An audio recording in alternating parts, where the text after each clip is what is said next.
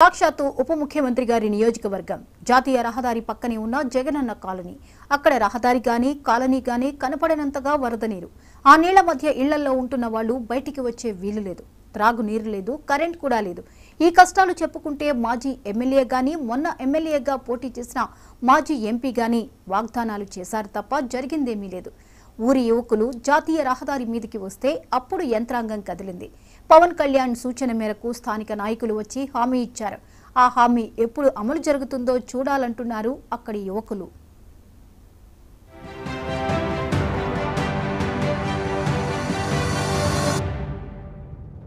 ఇది కాకినాడ జిల్లా పిఠాపురం నియోజకవర్గం గొల్లప్రోలు మండలంలో నీట మునిగిన 216 జాతీయ రహదారి పరిస్థితి. దీన్ని ఆనుకొని ఉన్నది జగనన్న కాలనీ. ఎప్పుడు ఇళ్లన్నీ పూర్తిగా మునిగిపోతాయో తెలియని పరిస్థితి. ఏడాదికి కనీసం 4 సార్లు గంగమ్మ తల్లి పలకరించి వెళుతూ ఉంటుందని ఈ కష్టాల్లోనూ వెటకారంగా చెబుతున్నాడు అక్కడి బాధితుల్లో ఒక యువకుడు.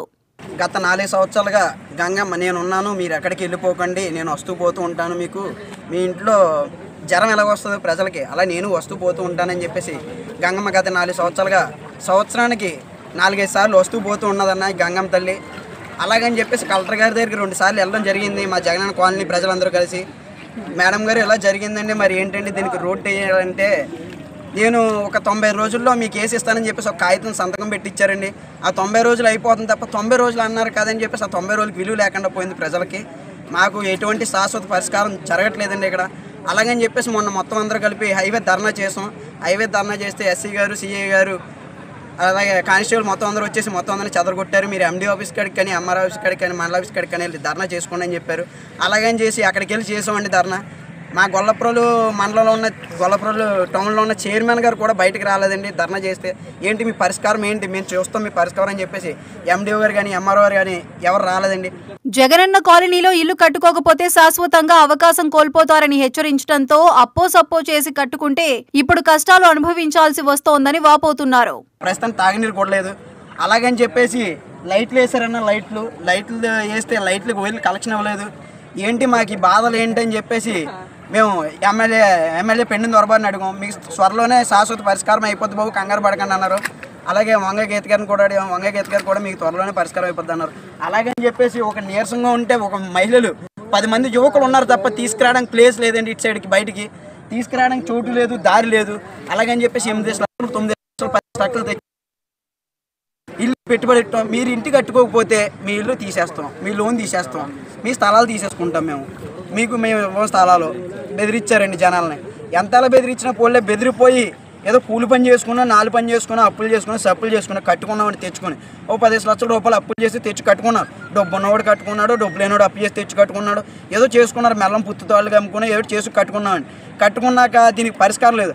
అలాగని చెప్పేసి మా పవన్ కళ్యాణ్ గారిని ఎన్నుకున్న తర్వాత నిన్న రోడ్డు మీద బైపాస్ని బైఠాయితే ప్రజలు అందరూ బైఠాయించిన తర్వాత ఈ మీడియా వాళ్ళందరూ తెలియజేసి పవన్ కళ్యాణ్ గారి దృష్టికి వెళ్ళిందో లేదో మాకు తెలియదు, కానీ ఆయన ఒకటవుట్న ఇక్కడ మల్లిరెడ్డి శ్రీనివాస్ గారికి ఇక్కడికి రావడం, మళ్ళీ శాశ్వతంగా పరిష్కారం చేస్తానని చెప్పేసి అనడం, మళ్ళీ ఈరోజు మల్లిరెడ్డి శ్రీనివాస్ గారు ఎండీ గారు అదిగోండి వచ్చేసారు ఆల్రెడీ. ఆర్డీఓ గారు అదిగో వచ్చారు ఆల్రెడీ, నేను చెప్పడం జరుగుతుంది, ఆల్రెడీ వచ్చారు వాళ్ళు.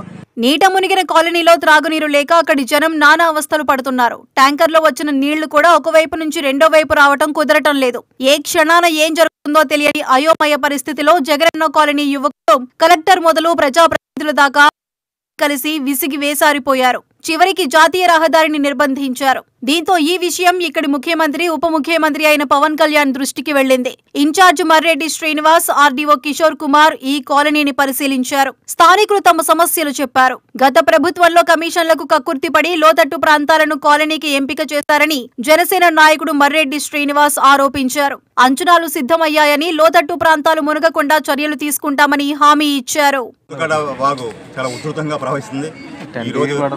ఈవేళ కూడా చాలా ఎక్కువగా ప్రవహిస్తుంది. ముఖ్యంగా చాలా దురదృష్టకరం, ఒక 800 కుటుంబాలను ఇక్కడ చేర్చారు, కానీ దీనికి రవాణా వ్యవస్థ ఏర్పాటు చేయలేదు, ఆల్టర్నేటివ్ రూట్ లేదు. అనాలోచితంగా వారి స్వలాభం కోసం, కమిషన్ కోసం కకృతిపడి ఇక్కడ జగనన్న కాలనీ నిర్మించారు. కానీ దీనికి ఈ శుద్ధగడ్డవాగు ప్రతి ఏడాది 4 నెలల పాటు ఇబ్బంది పెడతామని చెప్తున్నారు. వచ్చినప్పుడు అసలు రహదారే లేదు. పోనీ బ్యాక్ సైడ్ నుంచి నేను ఆపరేట్ చేద్దామని 2 రోజుల క్రితం ట్రై చేసాం. ట్యాంకర్లు ఏమో అందులో దిగబడిపోయాయి. అతి కష్టం మీద 2 ట్యాంకర్లు తెచ్చారు. నిన్నటి రోజున ఫైర్ సంబంధించిన వారి మోటార్లు డిప్లాయ్ పక్క నుంచి అవతలకి పంప్ చేయడం కూడా జరిగింది. అవసరపడి చాలా దురదృష్టకరం.